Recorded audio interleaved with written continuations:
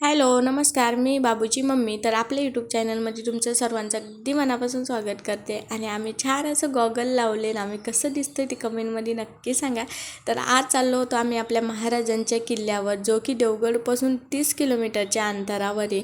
आता आम्हाला पोहोचायला ना जवळपास 1.5 तास लागला होता, कारण टू व्हीलर होती. बाबू पण टू व्हीलरवर झोपला होता रस्त्याने जाता जाता, आणि रस्त्याचं थोडंसं काम पण चालू होतं, त्यामुळे नाही तर जवळपास आपण अर्ध्या तासातच पोहोचून जातो. आता आम्ही जात होतो विजयदुर्ग किल्ल्यावर.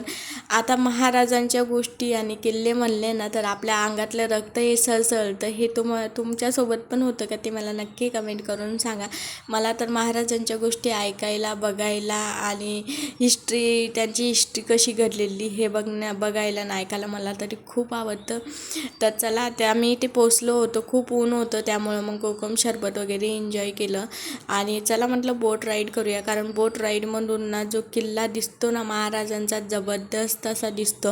त्यासाठी आम्ही निघालो. आता खूप ऊन होतं, बट ना खरं सांगते तुम्हाला ना, इथे प्लेसवर आल्यावर ना आम्हाला ऊनसुद्धा लागलं नाही, आणि पाणी, तहान वगैरे भूक काहीच लागली नाही. खरंच ते आपोआपच गोष्टी करतात असं मला तरी वाटतं. आणि महाराजांचं बघण्यासाठी ना एक मन येणं असं की चला, एक ओढ असती माणसाच्या मनात. आणि खरंच महाराजांमुळं आपण जे आजचं आयुष्य जगतोय ना, ते सर्व महाराजांची देण आहे.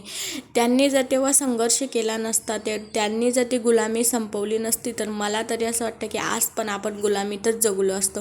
हे सगळं महाराजांमुळं घडलं आहे. तर आपण महाराजांना हे लक्षात ठेवायला हवं की आपण जे आयुष्य जगतोय ना, ते फक्त आणि फक्त आपल्या महाराजांमुळं जगतोय. मला तरी असं वाटतं, आणि मी माझ्या मुलाला तरी तेच सांगणार आहे की महाराजांनी फक्त 30 वर्षात 300 वर्षाची गुलामी आपली सोडवली म्हटल्यावर किती. नाही तर आज आपण, म्हणजे मला वाटतच नाही की आज एवढं फ्रीडमली आयुष्य जर आपण जगू शकलो असतो.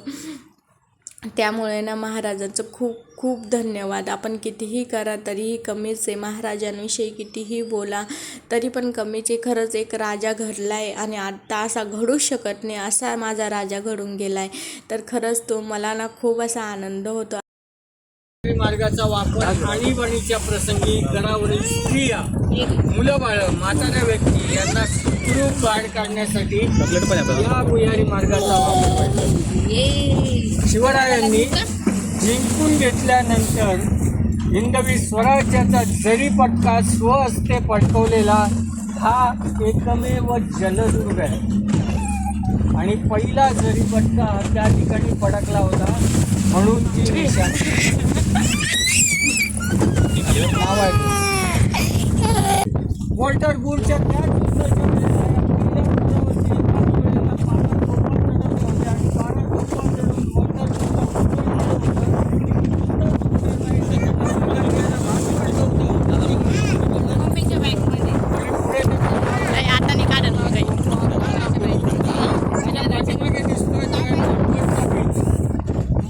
तालुका राजापूर, जिल्हा रत्नागिरी, हा सिंधुदुर्ग जिल्हा, ही खाली दोन्ही जिल्ह्यांना डिवाईड करते.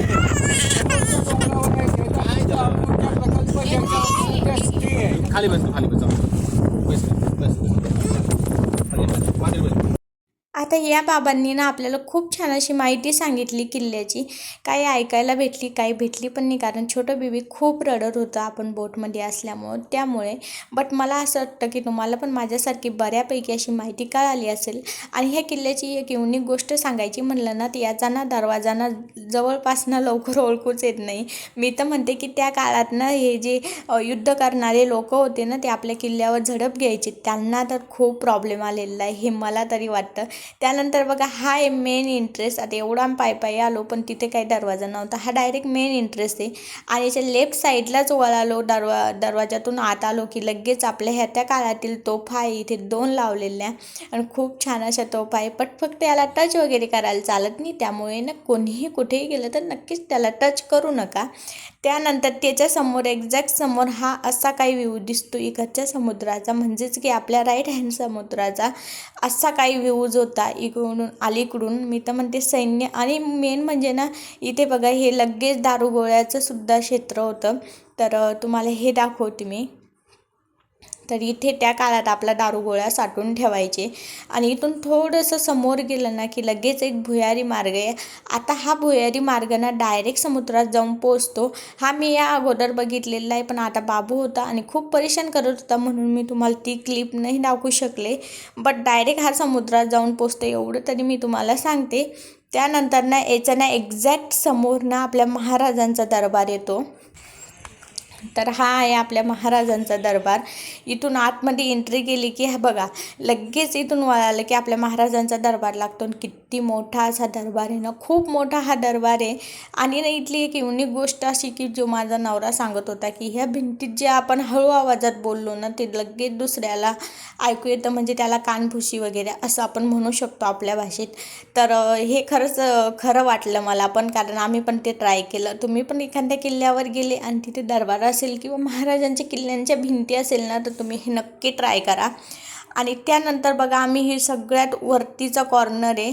आता याला नेमकं महाराजांचा कक्ष म्हणावं की राणी कक्ष म्हणावं हे तर मी नाही सांगू शकत, पण तुम्हाला सांगते इथून जो व्ह्यूज दिसतो ना सर्व बाजूचा अमेझिंग सारखा व्ह्यूज दिसतो. तर तुम्ही बघू शकता एका बाजूला सर्व किल्ला आणि एका बाजूला पूर्ण असा समुद्र किनारा दिसतो आपल्याला. त्यामुळे ना इथला व्ह्यू ना हा एक नंबर असा होता. तुम्हाला कसा वाटतोय ते मला नक्कीच कमेंट करून सांगा. आणि ना मी नाही शब्दसुद्धा सांगू शकत नाही, एवढ्या भारी भारी लोकेशन होत्या.